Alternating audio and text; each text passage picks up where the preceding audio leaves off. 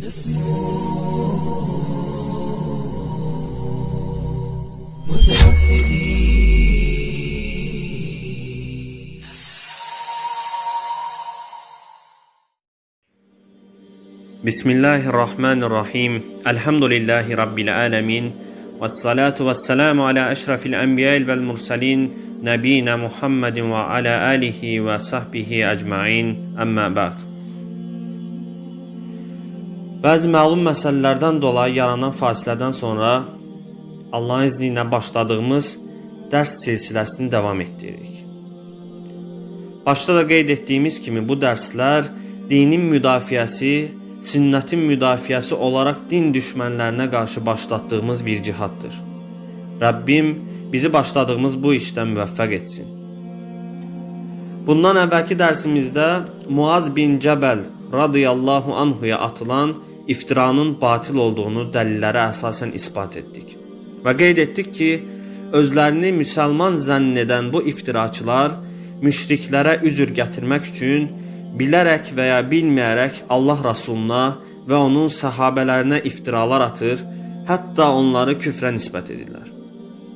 Bu barədə belə iddialı danışmağımın səbəbi odur ki, özüm də uzun illər onların etiqadında olmuşam. Onların elm tələbələrindən dərs almışam.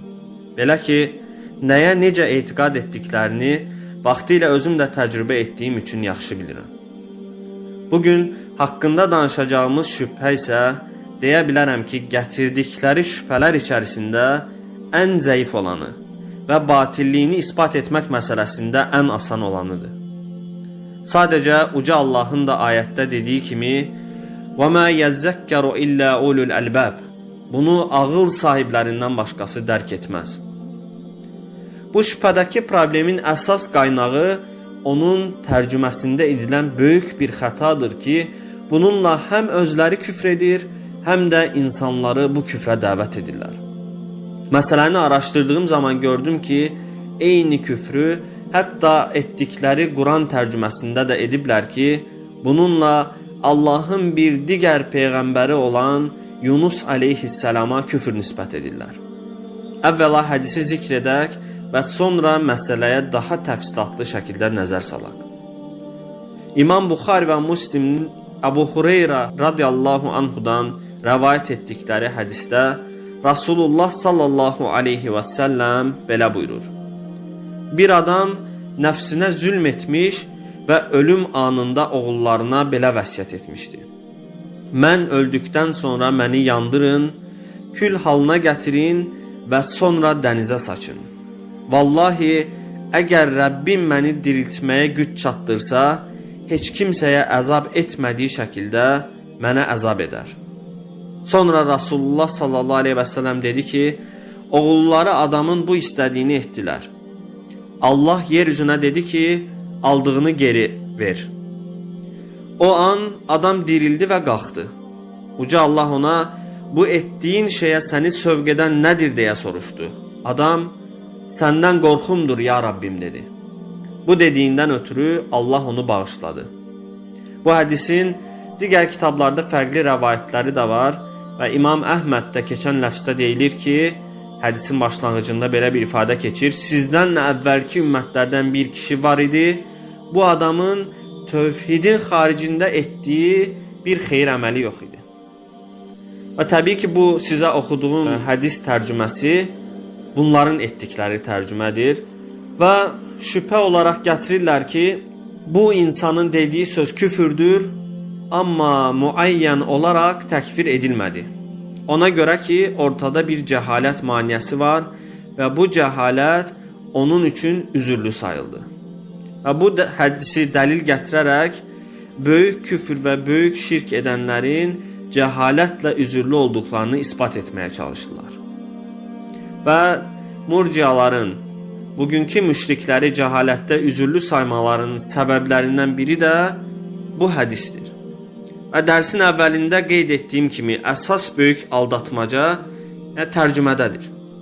Çünki bildiyimiz kimi dinlə, şəriətlə bağlı olan məsələlərdə tərcümə etmək üçün sadəcə lüğət bilmək kifayət deyil.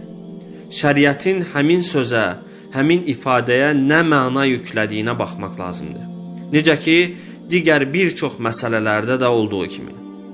Bu hədisdə də vallahi əgər Rəbbim məni diriltməyə güc çatdırsa olaraq etdikləri tərcümə böyük bir aldatmacadır. Buradakı qadərə aleyhi ifadəsini gücü çatsa, güc yetirsə, qüdrəti çatsa olaraq tərcümə etdikləri zaman hədisdəki o kişinin Allahın qüdrətindən şübhə etməklə böyük küfrə düşdüyünü demiş oldular. Beləliklə də hədisdə Allahın həmin kişini bağışladığı üçün öz şübhələrinə bir dayanaq tapmış oldular. Eyni əməli mənaca tərcümə etdikləri Quran tərcümələrində Ənbiya surəsinin 87-ci ayətində də ediblər. Ayət belədir. وَزَنُّونِ إِذَا الزَّحَبَ مُغَادِبًا فَزَنَّ أَلَّنْ نَقْدِرَ عَلَيْهِ فَنَادَ فِي الظُّلُمَاتِ أَلَّا إِلَٰهَ إِلَّا أَنْتَ سُبْحَانَكَ إِنِّي كُنْتُ مِنَ الظَّالِمِينَ. Ayətdə deyilir ki, Zünnunu da yada sal. Bir zaman o qəzəbli qövmündən ayrılıb getmiş və ona gücümüzün çatmayacağını güman etmişdi. Sonra da zülmətlər içində yalvarıb demişdi: Səndən başqa ibadətə layiq olan heç bir məbud yoxdur. Sən paksan, müqəddəssən.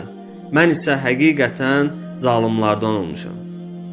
Bu ayədə də Allah Yunus aleyhissalamdan bəhs edir və burada da eyni ilə hədisdə olduğu kimi nəqdirə aleyhi ifadəsi var. Hədisdəki adamın dediyi qadərə aleyhi sözünə qüdrət mənası verdikləri kimi sanki həmin adam Allahın qüdrətinə şübhə edirdi anlamına gəlir.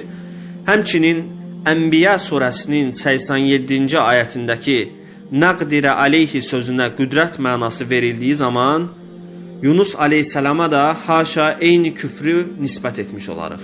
Çünki bu ayət bizim ona gücümüzün çatmayacağını güman etmişdi olaraq mənaca tərcümə edilib. Eyni ilə Kül hədisindəki kimi. Halbuki məlum olan bir məsələdir ki, bütün peyğəmbərlər küfür və şirkdən tamamən məsumdurlar. Elə isə bu iftiraçılar ya səmimiyyət göstərib deməlidirlər ki, peyğəmbərlər şirkdən və küfürdən məsum olmayıblar. Haşa, Yunus aleyhissalam da burada cəhalətindən dolayı küfr edib ki, bu da bütün müsəlmanların etiqadına zidd olan bir ifadədir.